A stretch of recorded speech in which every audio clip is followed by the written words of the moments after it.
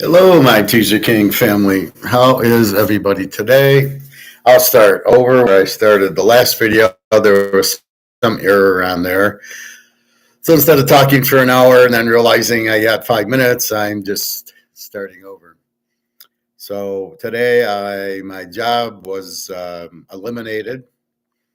Tenneco is under bought out by this Atlantic, whatever, hedge company or whatever, one of those like BlackRock. And so they're trying to break out pieces. So I was in ignition, which was broken out from powertrain. And it was a very small place, did very small business, but they wanted to sell it. And so my boss was new, my coworker was new, and I was new. I came in November, my boss in July. I really didn't have much to do. And then when I did get something, it was, it's, shared services doing it, not us. Oh, okay. So what was the point of having me there? Because I wasn't doing a whole lot, nothing where I did at Mercedes or GM. So it was weird. I get my boss takes me into HR at 2:30 and says, "Well, we're going to eliminate your position." And I stayed stoic and just kind of laughed and said, "Well, I don't know why you hired me. You didn't give me much to do. The pay was good, but I don't know why you hired me in the first place." And I didn't want to knock my boss, but he was really a chucklehead, as we'll call him. He had no idea of how to delegate authority, give communication. He went from November to Christmas, and he didn't tell us where he was. He didn't communicate. Very rarely did he communicate. So I started doing things for him, but there's not a lot to do. So I learned a few programs, but really I had no interest because I didn't know which way was up. And I basically just did what was, I did a good job. A lot of the times I was bored because I'm an extremely fast worker. And I'd be in the kitchen watching Bloomberg or whatever. And so I was surprised he ended it at like 2:30 on a Monday, not letting me finish out the day or the week, which I thought was wrong. You gave me no notice to find another job, which is extremely unprofessional. In other words, he would have asked me to give a 2 weeks notice, which I maybe would have given a 1 week's notice, depending on who wanted me and how much they're paying me and what the role was, because I'd want to go to the new company. I wouldn't want to stay. So the HR guy says we're eliminating the position. But I'm trying to read him, right? I'm looking at his eye, and I am very stoic, as you know, and an INFJ, and I can read people very, very good. But I didn't get a lie out of him. I didn't get that, So he said, we're eliminating. I says, did I do something wrong? Was there a problem? And they said, no, it's just we have to eliminate the position. And I says, yeah, I know they're selling you off in pieces. I think it's ridiculous, but okay, I understood it. I wouldn't be surprised if my boss was let go also, because they don't need him. They don't need any. I mean, ignition will either go back into powertrain where they don't need any of us, or it'll be sold. And if it's sold, they don't need any of us because whoever's acquiring it will not need us. So I said to them, I'm surprised that the position and everything lasted as long as it did. I was expecting this early January. So I'm happy I got 3.5 months in. I got about 4 or 5 ounces of gold, and I was able to replenish my safe back to where it should be. And I could feel this was going to happen the last week or two. I could just feel it because there was nothing going on. And I just was like, am I going to keep my job? But I kind of knew I wasn't. And so when he calls me in, it was strange because he'd never called me in to an office before, and he barely talked to me. He would just be in meetings all day. So I go in, and I knew I was gone, and I just kind of laughed a little bit. And then the HR guy knows I'm into gold, so he says, "Well, we'll keep stacking." And I says, "Well, as soon as the dollar goes out, you guys won't have jobs. Uh, the whole economy is about to bust, and if you don't have gold, you're fucked." And he understood it. I don't know if my boss understood it, but I didn't really give a shit. I didn't look at him. I thought, I says, "Do you want me to finish the day or the week?" He said, "No." And I was like, "That's not nice." So that's why I said, "Did I do something wrong? Like, why would you let me go at 2:30 on a Monday?" So I talked to my buddy at Ford. He said, "Well, they probably just made the determination. Probably Monday they looked at the results, and then on probably at noon they had a meeting and said, okay, we got to let some people go. We're not making money. Big shocker." And so that's probably what happened, because I talked to my boss Friday and there was no indication that Monday would be my last day. So I will look. The problem I have is, had I known, there was other jobs that came up in January I might have interviewed for, or I would have at least started to interview. So I'll keep my unemployment or my Social Security. I was going to end it after next week, so I'll keep it going, which pays all my bills. I just have to take some cash out for Daria and some credit cards, which I will pay a lot less than I was paying. And so that's it. So like I said, I was out a year. I was just thoroughly shocked. I got this job, and once I learned that it was just an investment company who are buying it to sell, I knew it was, I just said, if I can get a year in here, I'll be fine. The pay was really good. So now the HR person is saying, hey, well, let's, do you remember Stephanie? And I said, I don't know who Stephanie is. Well, she's the one you interviewed with in August. And then he starts reading my notes, January. Ford, GM, Mercedes, very good, high level, Power BI and S-Base and all this other stuff. And I'm looking at him like it's all real. I don't lie. And he said, no, I know. He says, I'm going to send this to Stephanie. I said, do you have any other positions? You've just laid off half your work staff. Then you realized you laid off too many, or these parts started breaking out and you needed people for the parts. So he said, I don't know. Let me ask Stephanie. And so as far as I know, I can still get another job with the company, and we'll see. And then I called my contract house, which really was just, they couldn't hire me in time. So they did that. So you wonder if that was a ploy also to hire me on as a contractor, as if they were going to hire me. That was their plan, in 6 months, hire me, but it never came up. I thought for a minute I was getting hired. That's why they were doing this. So you're going to hire me now. And, so disappointed that. So I talked to my contract house. I said, well, I just want to let you know that they ended the contract for, what's the word? They eliminated the position. And so the girl didn't hear anything of it. She said, really? And I said, that's what they just told me. So I'm done today. I should get paid for last week 40 hours and this week 8 hours. And but I couldn't get into my timesheet, which is really weird. I don't know why. And they said, well, that's the contract house. But the contract house didn't even know I was let go. So it was really strange what had happened. So anyway, I'll get that day paid next Thursday. Who cares? I'll buy some silver with it or something. So we'll see. But again, so he's going to apply me to other places in the company. So I think that's good, because I didn't do anything wrong. I just didn't do anything. There's very little to do. And what I was doing was very under my level. It was really like, why did you hire me? Like, what was the point? Very bad communication, no learning curve, and the whole thing was ridiculous, but whatever. So now I'm off again. Now I'll start answering. I'll go through my email from the last month because people were calling me about jobs that I said, I got one. And so we'll see.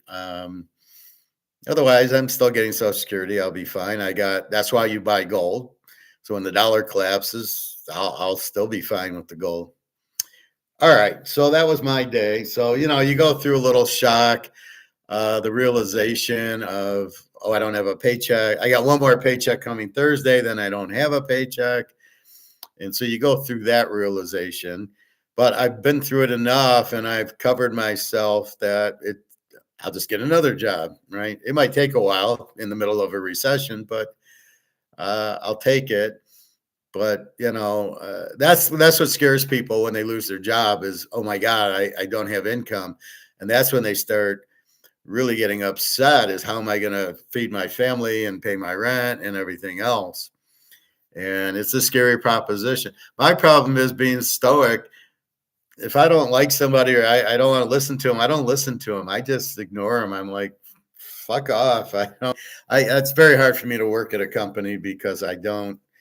If it's a good person that I have, I listen to them. But if they're idiots, I just kind of whatever. All right, so that was my day again at 2:30, and I went to the pool after that. It was like, what the fuck?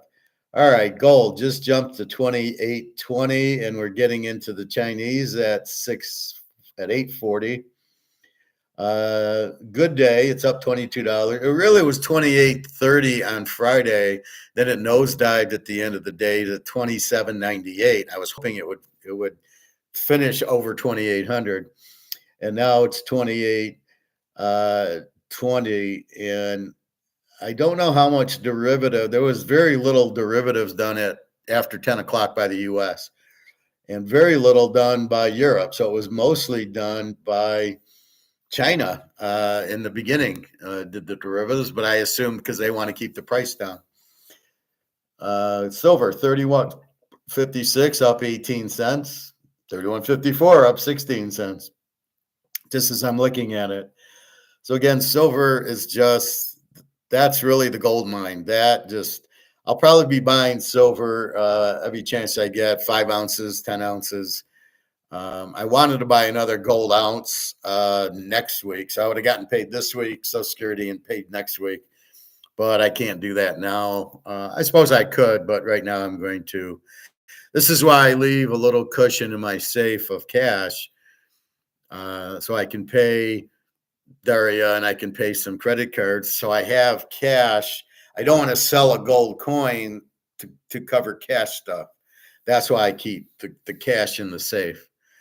We'll see about the new job. We'll see if Tenneco has another position, which I'm sure they have plenty. Most people hate it there because they let a lot of people go and there's no training and everybody's really negative. So, I was surprised they couldn't find another position for me. That's really strange. Anyway, so that's that. So 28.20, 31.54. I see Trump reneged on his tariffs. Oh, they're going to February 1st. It's now February 3rd. Now he's delaying a month, which he looks really bad because it's the boy who cried wolf. Oh, I'm going to do tariffs on you. And then he doesn't do tariffs on you. Now, what will tariffs do? Tariffs will raise prices.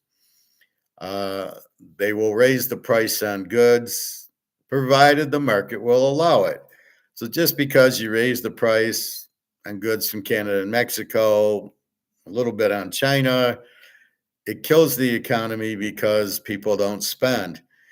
In the economy, you need people spending. And if the prices are too high, we substitute. And that's part of what I was talking about the other day. So I went to get the pizza, right? That story. And I go and it's $17 for a small at Jets. And I think about it and I go, this is ridiculous. And I went and got a New York strip for $13 at the grocery store. And that's really what you do. So you either get another pizza at Little Caesars for $6, which is what I did yesterday. So it's Sunday. I want to, okay, I was still in the mood for pizza. I stop. It's I think it's 5.49, 5.99 for a small pepperoni. That's fine. So I had half yesterday, half today. And I know it's carbs and I know it's bad, but I'll, I'll be careful the next week, especially now that I'm not working. And that's what happens. So again, if you get too pricey, the market won't buy it. And when I went to get my steak, I went to the pop aisle and I see Pepsi was $3.59 and Coke was still $2.95. So who's going to buy Pepsi when you can get Coke for 60 cents cheaper, which they didn't get? All their pops $2.99. I don't buy the pop or I don't buy anything there. Just maybe a little veggies and the meat, basically the chicken and the meat. Rotisserie chicken I'll get once in a while, and that's all I get there. So again, in the market, you determine everything. So if things are too expensive, you substitute with a different food, or you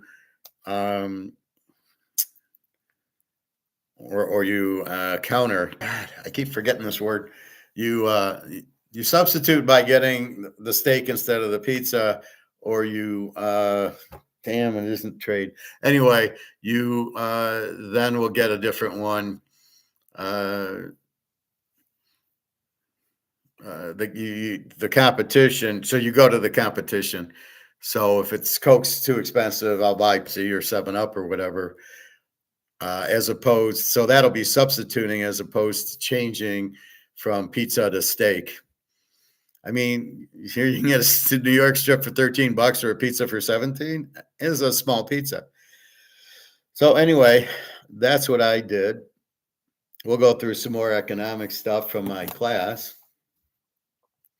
Brics is ready to go as we are going out. There's no gold in London or Canada, and I doubt the U.S. has any gold. The 400 tons that came in, I'm sure came in from London. I'm sure went out to COMEX to cover the when the people take delivery. So China wants delivery when we do derivatives. That's what the 400 ton was for, and that's why we're not doing derivatives now, because they shorted themselves to death, and now they can't short because they got a delivery and they don't have the gold to do it.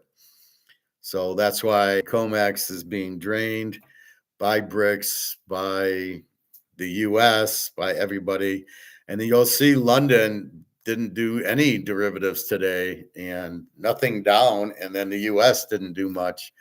So once the gold's gone, it goes second market, just like football tickets to the Super Bowl. The initial ones come out and then people still want, there's more demand. And then you sell your tickets on Ticketmaster or whatever for $2,000, $3,000, $5,000. And that's what that's all about. And that's what'll happen with gold and silver.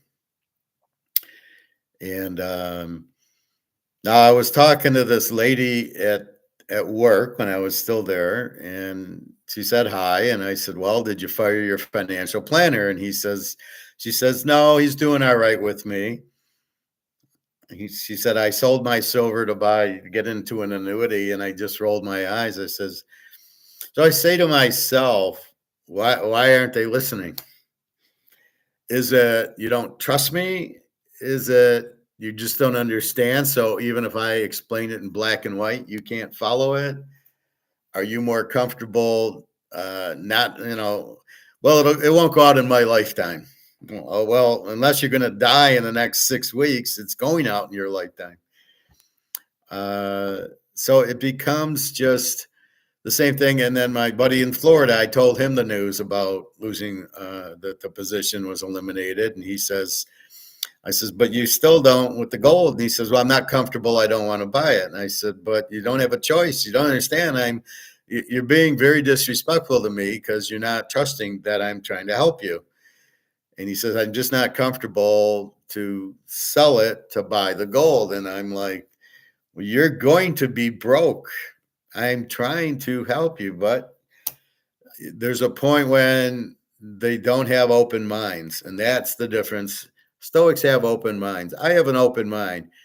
Like I said, if I had Bitcoin, if I thought it was good, I'd buy it. I noticed Bitcoin was 91,000 over the weekend. It was up 2,000 to 92 or 93,000 today. Here it was 106 on Friday and or Thursday, and now it's 90. And it's probably going down because everybody's leaving it. This whole Trump meme coin is gone. At the end of the day, when you need an asset, it isn't Bitcoin. It's not real. So be careful of that. But when I tell you about gold, I really don't understand what the disconnect is of getting out of your stocks into gold. There's no risk. As I explained, I'm taking 2,900 now to buy an ounce of gold. And if I need money, I can sell the gold back for the whatever it's at right now. So I bought some at 1,700. I bought this at 550. I could get 2,100 for this now. So I could just turn it in and get the money. So I don't get what it is that you can't understand about taking the gold, of taking your money that's worthless to buy gold. You don't believe the money's worthless. I don't do this for my health. This is what it's worth. I read to you yesterday that it was worth 11 cents in 1993. The dollar in 1971 was worth 100%, is now worth 11 cents in 1993. Now it's not even, I'm sure it's not even 1 cent, but okay. And that's where I just scratched my head going, when my teacher told me it was worth 11 cents, I believed him. I didn't say, oh, come on, I don't believe you. No, because this guy could really teach. So I trusted his word, and it is perfect. It's right on. And so I just sit there and I scratch my head going, what do you mean? It's gone. So what part of this are you uncomfortable about getting out of your 401k? Well, he doesn't want to pay taxes on it. Well, you're still paying in dollars. You might not want to pay taxes, but when it goes out, you're going to wish you paid taxes. So I think that's the big part. I don't have money now to sell out of my 401k to pay the tax. I go, sure you do. I don't know what you got. Let's say you got 100 grand. Sell the 100 grand. You'll pay, let's say, 10% taxes. Not really capital gain. It's just pulling it out of your IRA. So let's say that's $10,000. But you've got the 100 that you can use to pay the 10, and then the 90 you can buy gold with. Seems pretty simple to me. So really can't follow them. And then the lady did the same thing. She sold her gold. She says, well, I got some silver quarters. And well, silver's not going up. See, this is the problem. People see silver at $31 an ounce and don't believe it's being held down. It's being held down by the military. It's being held down by JP Morgan and the derivatives because it's not Basel III, so they don't have to take delivery. However, it's 4 years behind, and there isn't any. And so they're not going to be able to keep the price down. I'm sure they've been trying to keep the price of gold down, and you see it keeps going up. And that's because there's no gold left in COMEX. So they're taking delivery, and they don't have to do it in silver. So they're still playing the game of, I'll sell it to you, you sell it to me, and we'll both buy it from each other, and that'll be the game. But that's silver, but we know it's not real. We know it's very limited. It's very short supplied. So people aren't understanding that. Okay. So what do we do with it? And that's, we know silver's worth a lot more. We also know that the JP Morgan derivatives are keeping the price down. It's not real. So we know that. So we'll buy silver knowing it's going to shoot up. It's just when they run out of supply, everybody needs it. They're going to start paying for it, and it's going to start being a lot more. And that's probably going to happen by the end of the first quarter. And then once it runs, it's going to run to 1,000 an ounce. So right now it's let's hit 50, let's hit 100, and then let's go to 1,000. Gold's still being held down, but not as badly. So I'm looking at these people like just buy it, and if you need the cash, this is worth something. The cash isn't. So if you need it, buy the cash, and you'll be fine. And then you'll take the cash, and and pay your bills. In the meantime, you have the gold and silver going up versus the dollar going out. So it's such an easy principle that I just don't understand it. So Trump and his tariffs are making costs go up, which is going to hurt the economy. People aren't going to be able to pay for their goods and services because of the price going up. So they're going to pull their stocks, pull their money out of the bank, mortgage their houses to get money to buy goods and services. There goes the stock market, and there goes the housing market, there goes the banks. All this is going to happen very soon. So that's one comment I definitely got at the end. Is okay, I got gold. So if you're in paper, I don't know what I would have done if I would have still worked there, because they were going to pay me in worthless paper. And if I couldn't change it to gold, I wouldn't have stayed. So it's only because I can get my paycheck like Thursday and then run and go buy some more gold with the paycheck that why I work there. It's basically just to buy gold, which it's over these guys' heads why I work there. So Trump with the tariff will hurt the economy, cause a depression like 1929. He seems to be doing a lot of bullshit, a lot of repeating, and it's really hurting his credibility. Well, we're going to do tariffs February 1st on Mexico and Canada and China, and yet he hasn't done anything. He just threatened it, and China or Canada and Mexico, oh, we'll do this. So he's getting them to do things. Mexico will put guards at the border to make sure they don't go through. Canada, I don't know what they can do. So they'll do something to stop the tariffs. So he's really bluffing. He's really not fulfilling what he's saying. And then you wonder what else he's not fulfilling what he's saying. And this is the problem when you don't talk. When you say I'm going to do something on Monday and you don't, then your credibility is gone. Now, supposedly he wants to stop these wars. We'll see what happens. They're very expensive because there's no revenue involved. You got troops, you got missiles, you got bullets, you got tanks, you got planes. They're all very expensive. There's no revenue anywhere in a war. Unless you're like Hitler and you stole the gold, there's no revenue in it. So it's all cost. So it's definitely killing.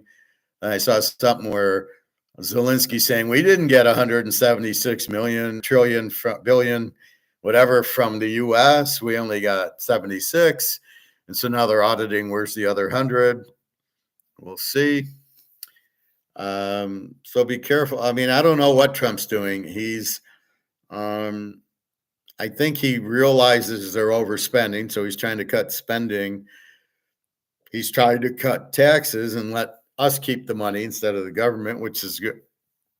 And then he's still got a $36 trillion debt. That's fucking him. So I don't know if he thinks the tariffs are going to pay down the debt. Maybe he's thinking that because he probably goes, I can't get it in taxes because if I start raising taxes, people will be out of work. They won't be able to afford things. So he doesn't want to come to the people to pay down the debt. So he's trying to do the countries and say, well, we're going to tariff you and we'll get in 36 trillion and that'll pay the debt off, which it's not going to work. Again, he's only punishing us because the cost will go up.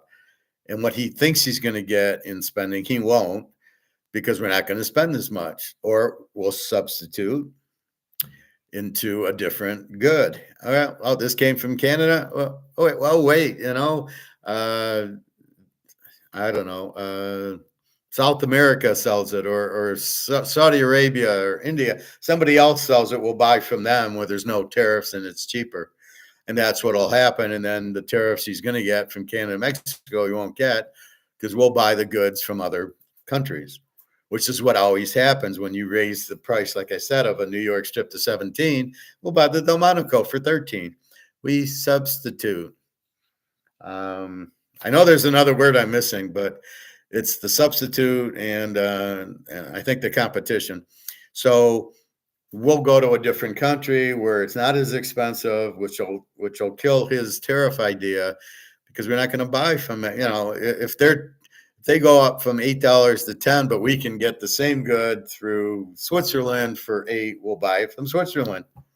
I mean, it's as simple as that. So unless you tariffs the whole world, this tariff thing won't work. And we won't pay for the extra prices. We'll just substitute out of it. So that's Trump. I don't know. He needs to be firm on his word.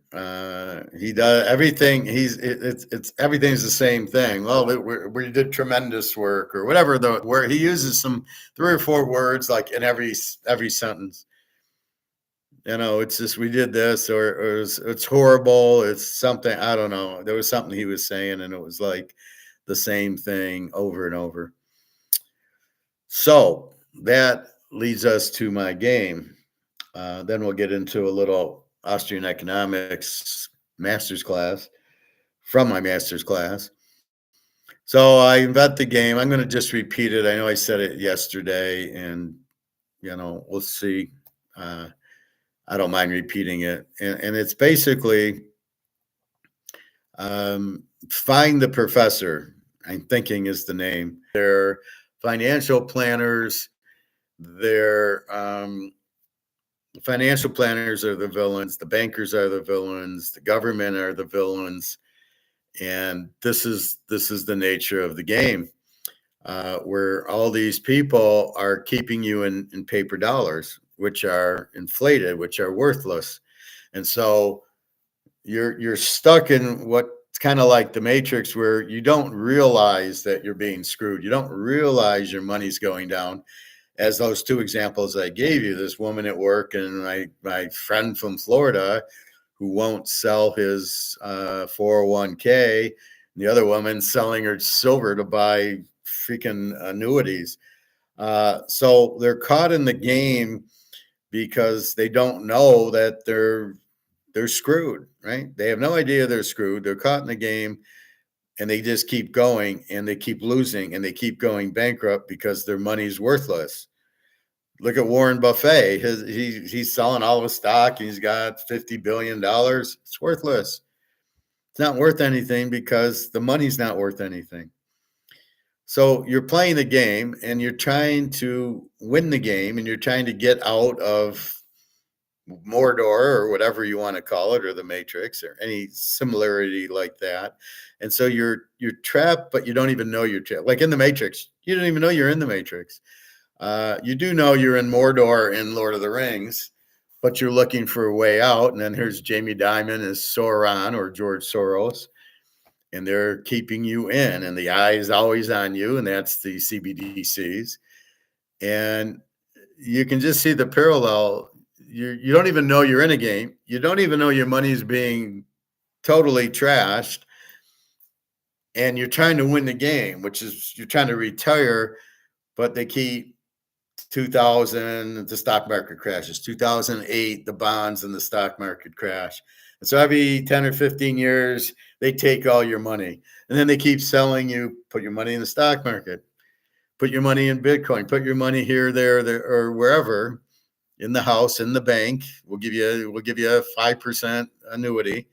Keep your money in there, and you do, and you keep losing it, and then you attack on Wall Street, and you start killing all the guys.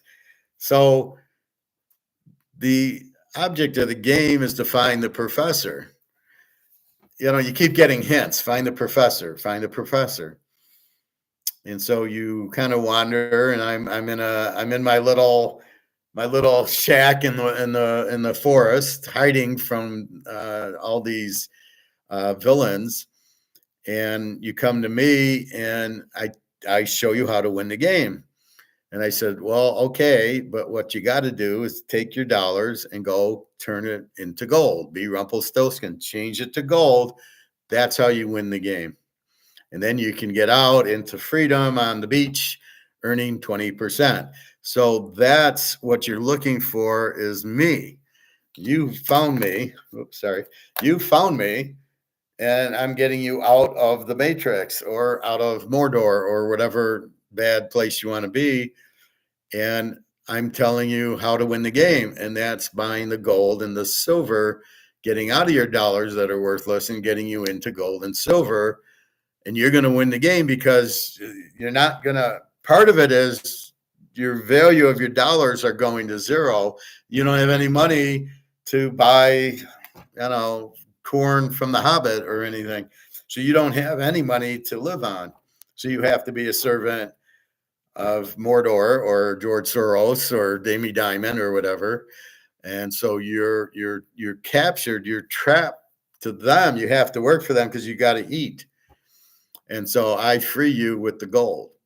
So you have gold and silver. You don't have to work for them. You're free to go off on your own in the sunny beach. And that's how you win the game. And I thought about that the other day as I was talking, I think on Saturday, and it was an evolution. So I talked about it yesterday, but I wanted to bring it up again today. It's so clear to me that that's exactly what's happening to everybody. They're being screwed in the money. I gave you two. So my friend won't get out of a 401k. He wants to stay in the game, but he doesn't even realize he's in the game, right? He doesn't realize his 401k is worthless. So he sits there with that, and he just goes on, and he I can't get out of it. I'm scared to get out of it. I'm scared to get into gold. What are you scared of? Gold this went from roughly 1,700 to 2,800, and it's moving to 2,900. So what are you afraid of? Aren't you afraid of keeping your money in paper that can be printed to death versus something that can't be printed? And that's the whole thing from the wizard or from the professor. It can't be printed. Gold's the thing to be in. You can't print it, and it's only going to go up in value, and you'll be free. It's as simple as that. And that's kind of what the premise that people are not understanding. The dollar is being printed and worthless. Gold can't be printed and going up, but JP Morgan's stopping it like silver. They're stopping silver at 31.20 or 31.30. They won't let it go, but gold they can't hold anymore. And it's not going to be long till they won't be able to hold silver. All these countries need silver. They're buying it up, and there's a shortage of it. It's a 4-year shortage on COMEX. Russia and China are buying right from the mines. India, so all these countries are going right to the mine to buy it at a higher price. And that's what happened. So that's the game. Finding the Wizard. I think I'll call it Finding the Wizard. And Finding the Wizard's about getting out of paper and into gold. And but people are misled into trusting that the gold won't go down and paper is really going down. They don't understand it because it's like the Titanic. If you're on the boat, you can see it sinking. You can't see this sinking except for when you go to the store and everything's more expensive. And when everything's more expensive, then you think it's the cost going up. You don't think the paper's what's really going down. So they've really blindfolded you, the George Soros, Jamie Dimon team, into not understanding the dollar's losing value. It's, oh no, the tomatoes are up. The Oreo cookies are more expensive. And they're not. So people are frozen to get out of their 401ks because it's a lot of money. So you're going to lose 500,000 or a million or 2 million. You're going to lose that, and you could take half and buy gold with it. Why aren't you doing it? What are you afraid of? And then it gets me is, oh, don't you trust me? See, when my friend won't listen to me, I go, you're disrespectful. You're not trusting me. I'm doing it. I'm telling you it's the right thing to do. You're about to go bankrupt, and everything you work for is going to be worthless, but you don't listen. So what's the worst thing that can happen? You got $1 million in a 401k. All right, so sell 500,000, pay a little tax, the rest buy gold. What's the worst thing that can happen? So your million in stock goes to, so now you got 500,000. It goes to zero. Your gold's 500,000 less whatever little tax you paid. So let's say 480,000. So you got 480,000, and then the gold goes up back to $1 million. You didn't lose anything. Instead, you're going to lose the full $1 million or 500,000 or whatever. But people are blindsided and brainwashed by the evil orcs, which we call financial planners. So they're brainwashed by these people into not understanding what's going on. And that's really what it is. So why are you fighting me and not getting rid of your 401ks just because they're worth 500,000? I mean, okay, so you get out of it and you buy gold. Okay, let's say you just get out of it. Okay, you still got the 500,000. It's just not in your stock. It's now in your bank. And then go buy gold with it. Well, you think the gold's going to go to zero or the dollar's going to go to zero? Which one do you think? All right. So that's the game. To win the game, you find the professor on his little farm near Hobbiton, and that's it. And I tell you to buy gold, and you win the game because you win with gold. You can't lose. It's sort of like finding the ring. Only the gold you can control, the ring you can't. The precious, you can't really control it. You got to throw it away. But in my world, the gold is the winner. All right, so that's the game, and the moral of the story is get rid of your dollars and buy gold. And this is what I'm working on, is to understand the fear. What are you afraid of? What are you afraid of will happen if you sell your 401k and buy gold? What's the fear? That you'll lose the 500k, even though you got it in gold, and even though gold's going up. You don't understand gold's price fixed by JP Morgan. Okay, but you can see it's 28.20 now. So I'm not quite sure what the fear is. It's an insecurity that I'm going to go broke, but you don't realize you're going to go broke because the dollar's worthless. And I don't think people understand that. I think most people are Keynesians or listen to Keynesians. And I don't think they're Keynesians. They just listen to Keynesians because most people are Keynesians. You find very hard to find the professor who knows. And so that's the problem. You go to the Keynesians and oh, no, you can keep printing money. It'll never go to zero, whatever. All right. Let's look at economic history, our favorite subject. We start with the Roman history, 250 before Christ to 500 AD. Know what time period? Okay, 6993. Feudal, medieval, 580 to 1500. These are the dark ages when all the people had nowhere to work, so they're working the fields for food for the kings and queens and jacks and everything. The mercantilist era was 1500 to 1821. This is socialism, nationalism. So this is where socialism comes from. They want the handouts for not working or whatever, and they're grouping. Classical liberalism comes in 1821 to 1914. This is Adam Smith. Adam Smith lived in the late 1700s. And I showed you that one video on him. I can show you again, or just go to YouTube, Adam Smith. He's got two nice videos that really explain everything. So from 1821 to 1914, the U.S. was the strongest, grew the most. And really what happens is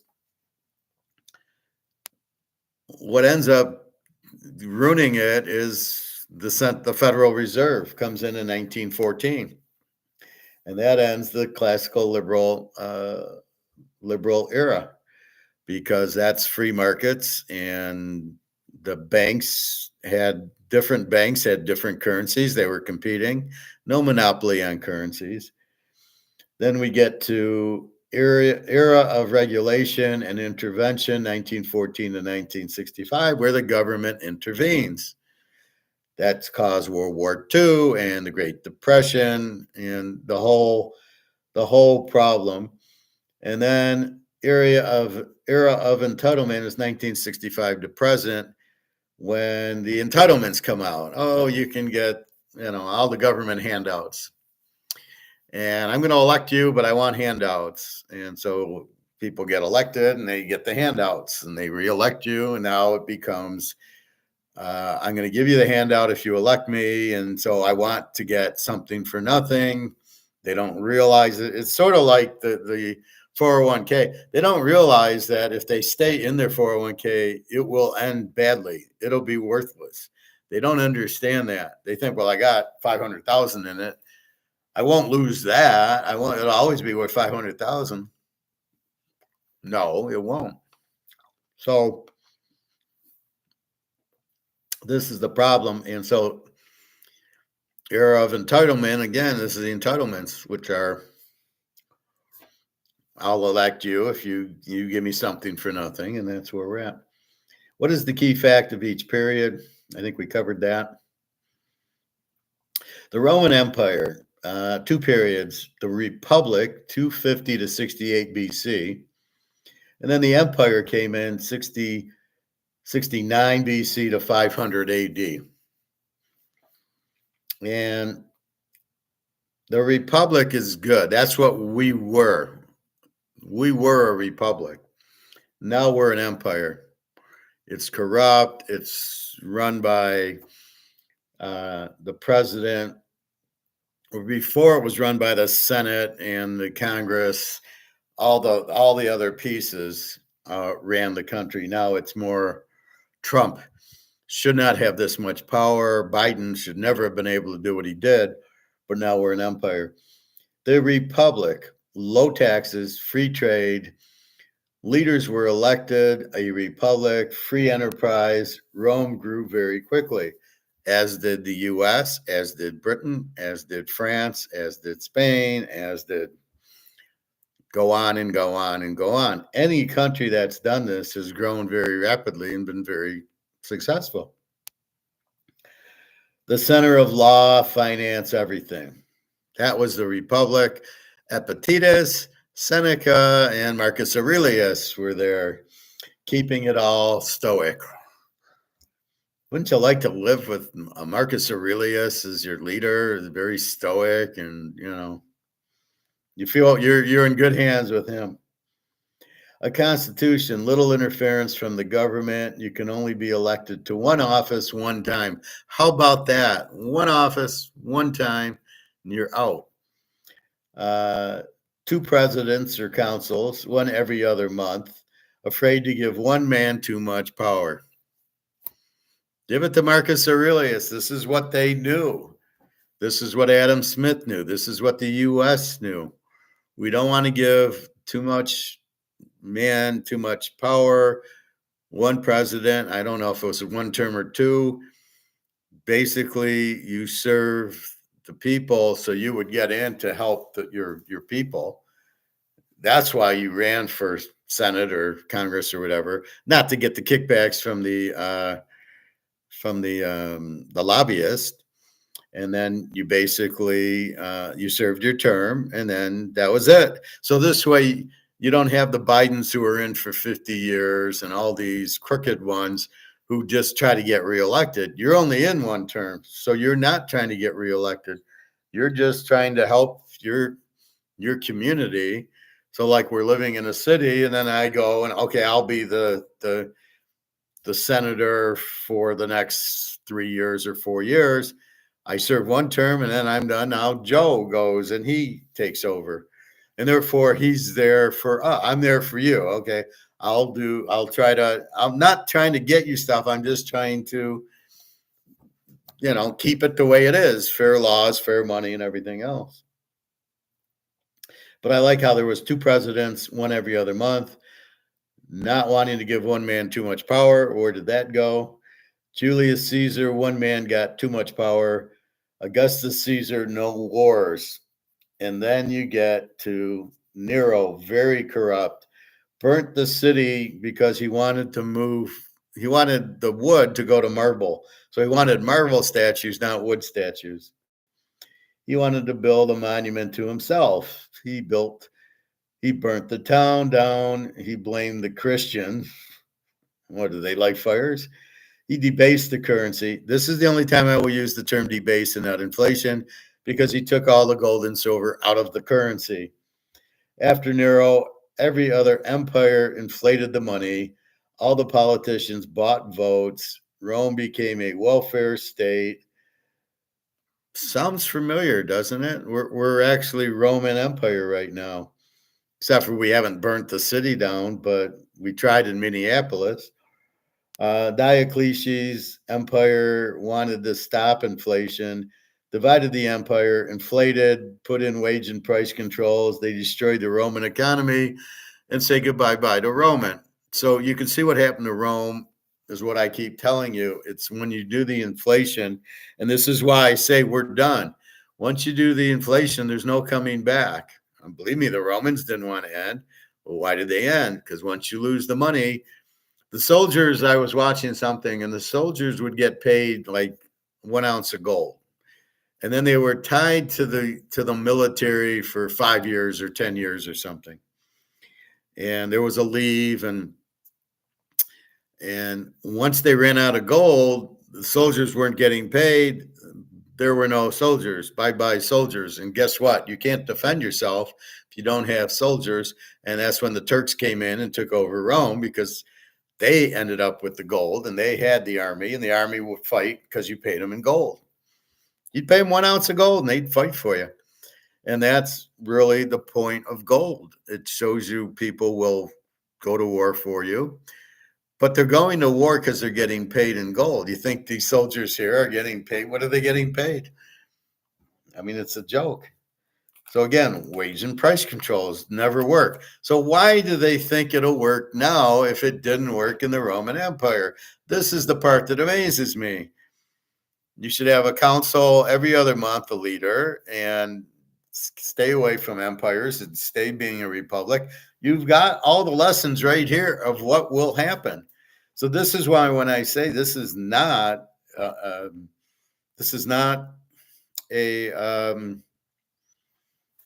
what's the term? This is not, I'm not guessing, this is not my opinion. This is fact. When I tell you things like the dollar's collapsing and the gold's going up, these are not opinions. These are facts. And this is where I get it from. This is what happened. And therefore, it's going to happen again. There's no stopping it. Or believe me, the Romans would have stopped it. Constantinople the Great, he moved the capital to Constantinople, which is Turkey. He issued a gold currency. Wow, what a genius, right? In the East, he took them off the price controls, not the West. The East fell in 476.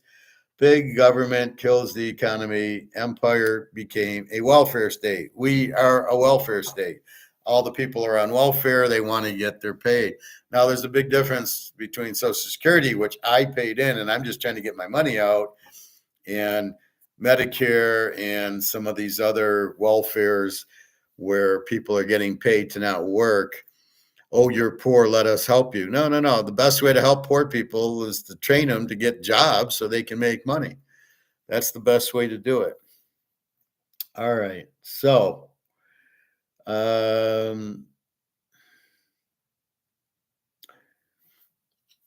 big government kills the economy because there's too much spending, right? You're getting money in, but if everybody works for the government, Where's the revenue come from? So nobody's producing anything.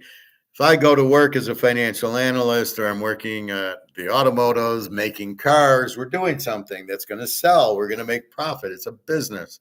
When you work for the government, it's not a business. You're not making anything. You're not bringing in any revenue. It's all expense. This is the problem with the government, and the government doesn't want to shrink because then you got to lay off people. And so therefore the government is just eating the pie. And when Trump says, "Oh, we're great and everything's fine," we're not. We're in big fucking trouble. And that's the problem. He won't say it, and nobody will say it, but we know that's what's really going on. Right? You've killed the dollar. This is why I'm telling you, you get out of your 401ks, because the dollar's killed. You've inflated it. You printed too much. There's too big a government, which is not producing any revenue. Yeah, I guess you tax them and you take the tax that you're paying the government, but you're spending way more than you're bringing in taxes. This is the problem.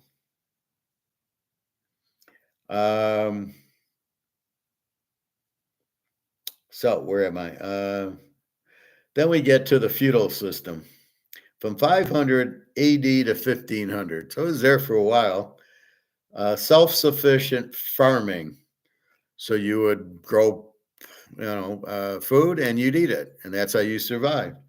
When Rome fell, people went back to the farms. Serfs worked for the manors. Small farm to survive, no roads, markets. System, everybody lived in a castle. Life expectancy was 26 years old. Self-sufficient farms, people living. Monasteries changed the feudal system. That would be the Roman, I don't know, what would you call them? Cardinals or whatever. The first was Monk Benedict. They built civilization in the West. Monasteries live in a common. Start a division of labor, which is, you want to cut wood and you want to cook and you want to, you're good at painting, you're good at, so everybody does what they're good at. And that's a better way than trying to do everything yourself.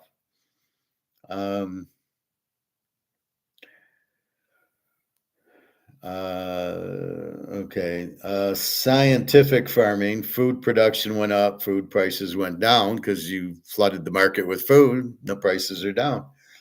Started fertilization, monks had leisure time to think.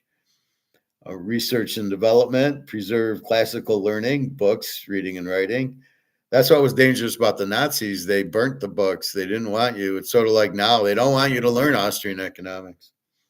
They want you trapped in the matrix, in Mordor, with no way out because you don't know how to get out. You don't even know you're in it, more or less, to get out of it.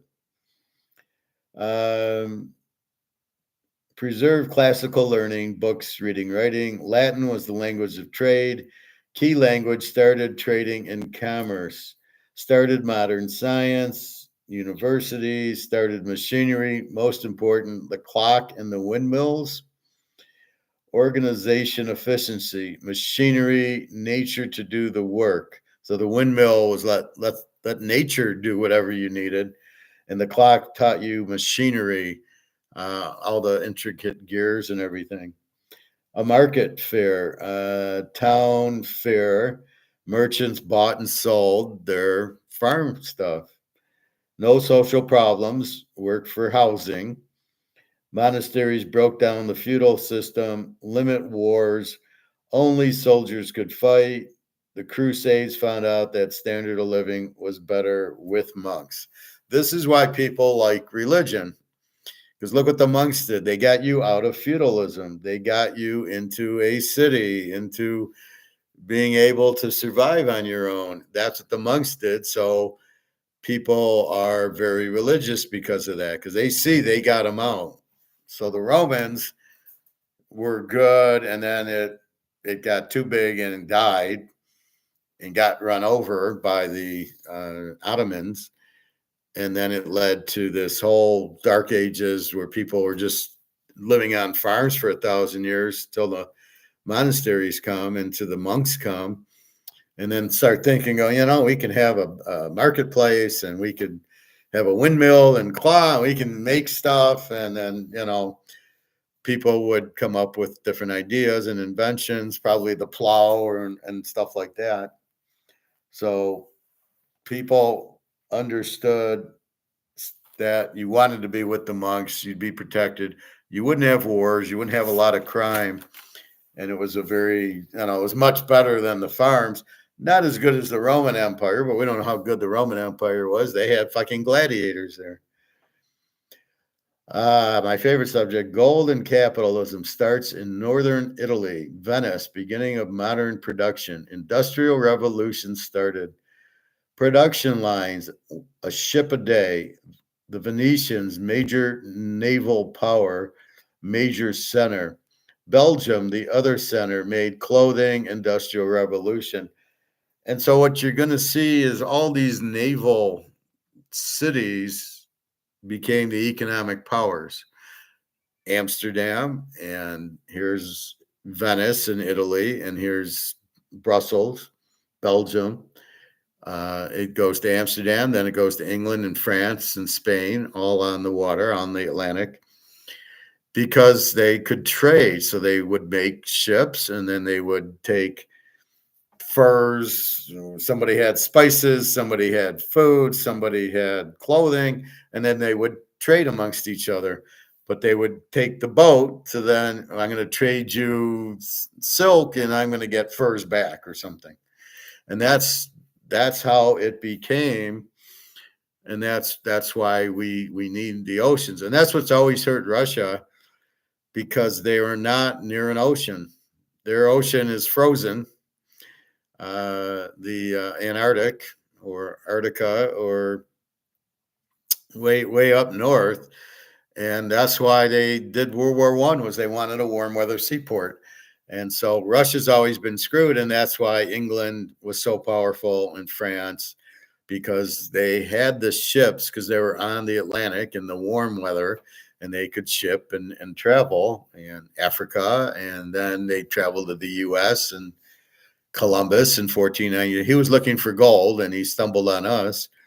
But that's what happens, right? Now you have mobility in a ship. That was key, right? Monastery was a way out of feudalism through the fairs, or maybe it's friars. I just spelled it wrong, probably. The friars made the cities. What is a city? A city is a wall, so you have protection, worship, a place of worship, and a marketplace, trade and exchange. That's what a city is. And it makes sense, right? That's why they had castles. Castles protected you. You lived there, you did work. And then you had your kings and queens and jacks and tens, and then you had little places to worship and with the monks, and then you had a marketplace where you would trade your food. That's what a city is. Middle class started, developed industry. Then we get to the mercantilist era, 1500 to 1821, basically socialism. Major changes after 1500, the discovery of the New World, Christopher Columbus, 1492. The Catholics versus the Protestants. This is our first Miami Notre Dame football game. Rise of nationalism. More than one Europe, England, France, Germany, Reformation, rise of the nation state, different people. Ottoman Empire takes over, fall of Constantinople, which is Turkey, April 23rd, 1453. Trade routes died, closed off trade. Columbus goes to New World, 1492. Now, one thing I was going to say, I always, when I go to Europe and you go to these different cities, you wonder, why don't we all just speak English? And why don't we just have dollars? Like, why does everybody have their currency? And why do the French just speak French, and the Italians just speak Italian, and the Germans want to speak German? And I always wondered, why? Why don't they just speak English? And now I understand. They don't want you to know what the fuck they're talking about. And they can tell you're not there because you don't speak the language. So they get a little hostile if you don't speak German or France, especially the French or Italian. I had a tough time in Italy because you talk and they're speaking in Italian, but you could find somebody who spoke English, especially where I was. I was in a tourist type of city, so they want money, so they're gonna learn English. But I wondered why. Why don't we all speak English or French or Spanish, whatever? And that's why they don't want you to know. They want to keep it. We want to be our group. We want our currency. We don't want your currency because we're not going to spend US dollars in Spain or France. We're going to spend it. Now it became the euro, which is sort of like what we're going to do with BRICS. Just like the euro came out, and now France and Italy and Germany and Spain, Portugal, and all these countries, Romania and Hungary, Poland, all have the euro. And that's exactly what's going to happen with the BRICS. They're all going to have the gold backed currency. And so all you need is gold to have the gold backed currency. And when you work, I assume you get paid in the gold backed currency. So your wages will be $2 an hour, but it'll be gold. So it'll be worth $100 an hour. And that was the riddle I couldn't figure out. Was like Jenna speaks Ukrainian, but she speaks English. And they taught them English in Ukraine. Many people in Ukraine would speak English. They were smart enough to realize they needed to learn English because we have all the money. So all the pretty girls made sure they learned English. Romania, they all speak English. Hungary, I think they speak English. Switzerland, Egon. When you get to England, when you get to France, no more. Germany, they pretty much speak English and German. Italians, mostly Italian. So you wonder why, and that's why, because they really want to know who they can trust if you can't speak the language, and to know that, oh, he's Italian or he's French. Okay, that's good. And then the money is our own. They don't trust our money. They want their own money. Unfortunately, with the euro, they're fucked because Germany really was printing it and they printed it to death. So that's a big portion of what's going on there. I don't want to go too long because I want people to not go, oh, it's 2 hours, it's too long, I won't watch it. So we'll just do one more thing. Mercantilism, socialism, which is everybody feeds off the government. Major changes after 1500, discovery of the New World, us. Rise of the nation state, different people. Okay, Ottoman Empire. Okay, the new system, nation states. Columbus looking for gold. So that was the mercantilist era from 15 to, okay, and it's the era of mercantilism. The premise: supply of money determines the prosperity of the country. More money, the better off. That's Keynes. That's socialism. Doesn't work. Gold is king, favorable because of trade for gold, export more than you input, economic self sufficiency, you can trade with neighbors. Because everybody wants gold, not everybody wants your currency. Resources make you self sufficient.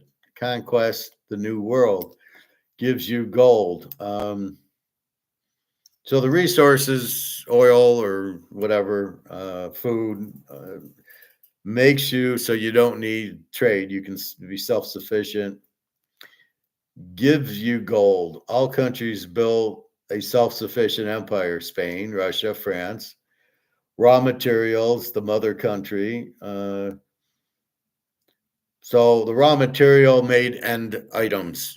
So you would get steel and make a car. I mean, not back then, but that's where it eventually led to. Russia exported furs. France exported furs. Spain, gold and spices. England, wood. Wood. So If you wanted a fur, Russia would trade with you, and that's why you wanted free trade. So Spain had gold, so you would trade the gold for the fur, or you would trade the gold for the wood in England. Low wages to be competitive, slavery. University of Salamanca in Spain, beginning of economics, our favorite subject, started mercantilism. The Pope condemned slavery, the Dutch started slavery. Basics of the classical liberal area. So I'm going to end there. I don't want to go too long. So you can see what's happening here. The Romans fuck up because of their inflation, and they debase the currency by taking all the gold and silver out of the gold and silver. So you have no more army because you have no more money. Does that sound familiar? Let's see. We have this, and we're taking and we're printing it, and it's losing its value with no more money. How are you going to have an army with no money? How are you going to have business? Are you going to go work and make 20,000 of these dollars a month? Is that what you're going to do? And then what are you going to do? And people are so clueless, hence the game of you need gold. How do you do that? How do you sit there um, and not get? I mean, why are you not facing reality? Is really, and that's why I'm pushing the game. That's reality. The dollar is you're caught in a matrix. The dollar's worthless. And the people in charge, the Sorons and the Jamie Dimons and the Soroses and all the evil bankers and all the evil, fund managers and financial advisors are keeping you in the dollar. This lady at work, like I said, she sold her silver to get into an annuity so the guy can make commission. I said, "Did you fire him?" She says, "No." And I just looked at her and, well, you're going to get what you got coming. Well, in my lifetime, there's always these stupid excuses. Well, in my life, I'll be fine in my lifetime. If it happens, it'll happen 50 years from now. Lady, it's happening now. It is in motion now. It's about to end. They are de-dollarizing. All these BRICS countries, and there's now 20 of them, are getting the fuck out of the dollar, and they're buying more and more gold. And there's very little gold left that you can buy. Unless people go to the coin store and sell it, you can't buy it. So again, it's gold is your only out, but people want to, well, I got $1 million, so I'll be okay. Because they're all into, well, really, inflation's the dollar going, it's the prices going up. So you know what? Even if there is high prices, meaning inflation, well, I got money, I'll be able to pay for it. I mean, that's their thought process. But don't you remember 1923, they printed so much, what was it, Reichsmarks? They were wallpapering their walls with it because it was worthless. So they're not getting that. It can go to zero. It will go to zero. It went to zero in Zimbabwe. It's in Venezuela. It's in Brazil and Argentina. It's in Sri Lanka. It happened in Greece. What are we missing here? You're not seeing it happen at all these countries. It's happening in Japan. It's happening in China. They're inflating all these problems with their housing markets. So that's really what's happening. We're blinded by it here because we're so big. We can still make, $2,000 a week, and we can go to the grocery store with it, and then we stick it in our bank. And unless you're the professor smart enough, then you run and buy gold with it. You change crap monopoly money for gold. It's amazing that you can do it. And that's what's happening. So that's really the point of it. Now, gold we see going up, but we don't see silver going up. So people are perplexed. Well, why is silver still 30? Silver will never go up. Do you know why silver's 31? It's JP Morgan and the bullion banks by derivatives keeping the price down, not the market. It's gone in the market. There is no more. The supply is eaten up. The demand's huge. But these bullion banks are doing derivatives to keep it down because they're killed in derivatives that if they let the price go, they'll never be able to get all will go broke. And that's why they're holding on. No, we can't let silver go up. But meanwhile, gold's going up. So even with me, it gets too pricey. I'll just go buy 10 ounces of silver at $32 an ounce until silver hits 100. I'm not guessing that silver is going to go 100. I'm not, my opinion, it's going to go to 100. It's a fact. It will go up because gold's going up and people won't be able to afford it. But the bottom line is the dollar's worthless because they keep printing it. And the more they print, the less it's worth. And therefore, you have to get into things that are limited that won't go down in value. And that's strictly gold and silver. And that's really what it is. It's that's really what's happening. And you need to understand, just because you got 500,000, $1 million in your 401k, it's not worth anything. But Howard, silver is not moving. Well, is gold moving? Gold's over 28.20. Is gold moving? You can't say no there. Silver is the problem, but it's not going to be long till silver moves. Well, they're holding it down for the military and they're holding it down for solar panels. They can't. That's not how it works. Eventually, the dollar is worthless, so they will go because there's too much demand for the silver, and that's what's going to happen. And you'll see it, and then you'll be, thank God I bought all the silver. But you can't go wrong in gold or silver. I like buying a little more gold because I've already got 600 ounces of silver. My goal is still like 1,000. My goal is 100 ounces of gold and 1,000 ounces of silver, and we'll figure out how to get there. I looked at a ton today, and it was funny. A ton's 32,000 ounces is like $80 million. And what it used to be at 35 an ounce to what it is now. And then the 400 ounce bar was I think 14,000 in 1971 it's like 14 million now. So you'd have done okay if you had a 400 ounce gold bar in 1971, or if you had a ton, which is 32,000 ounces, which I don't think anybody could have got. But even 100 ounces was $3,500 in 71, is now worth $280,000, I believe, or is it 2 million? I don't remember. But that's basically what you have. You've got to understand the dollar's going out, and this, I don't know how. I'm going to try to do more surveys to try to figure out what is it that you are afraid of. So I'm telling you to dump your stock and buy gold, and you don't think gold's going to go up, and you don't think the dollar's going to go out. What are you afraid of? What are you afraid of having it? We just saw Bitcoin go down to 91,000 from 106,000. That's $15,000 it lost. Probably lose another 15,000 before it's done. So this is the problem. Oh, well, you're safe in Bitcoin until you're not safe in Bitcoin.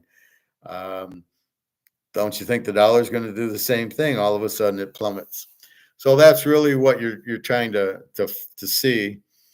And that's about it. So I'm going to end it because I don't want to go too long so people will watch it. But that's the game. The game is to find the professor and get out of your dollar and get into gold.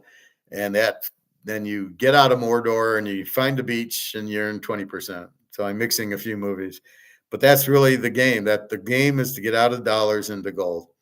And then you buy your freedom. That's how you do it. That's the only way you can do it. And everybody is blind and doesn't realize what's happening. And that's all they can do.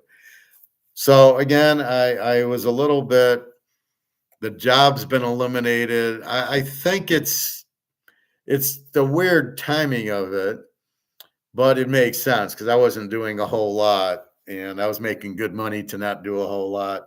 So was the job eliminated? Yeah. Was it me? Did I do something? I don't think so. I think it was actually eliminated. And the fact he's saying, well, we'll try to see if there's another position in the company. I don't think he would have said it. I didn't do anything wrong. All I did is say buy gold. And if I was running the company, I would buy gold. I would take my money and buy gold with it. Um, but I don't know that that would have gotten me ending the position. So anyway, we will see what happens.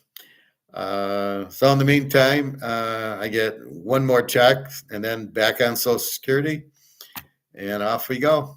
So have a good day, everybody. www.teaserking.com. You can get my email if you want to email me.